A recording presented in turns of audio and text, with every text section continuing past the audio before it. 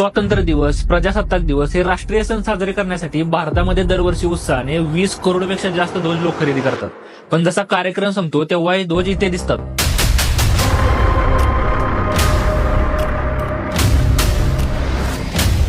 जर तुम्ही अशा प्रकारे भारतीय तिरंग्याचा अपमान करत असाल तर 3 वर्षापर्यंतची जेल होऊ शकते. पण हा कायदा असून सुद्धा वारंवार अशा गोष्टी होतात, कारण आपल्या इथे लोकांमध्ये देशप्रेम हे फक्त त्या दिवसापुरतेच मर्यादित राहिले.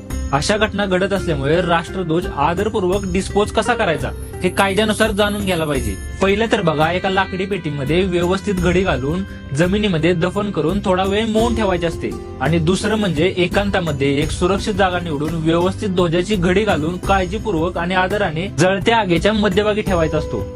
हे तर कायद्यानुसार नियम झाले, पण राष्ट्रध्वजाचा सन्मान करणं ही गोष्ट निष्ठेची असल्यामुळे जर ध्वजाची गरिमा राखता येत नसेल तर कृपया करून तिरंगा खरेदीच करू नका.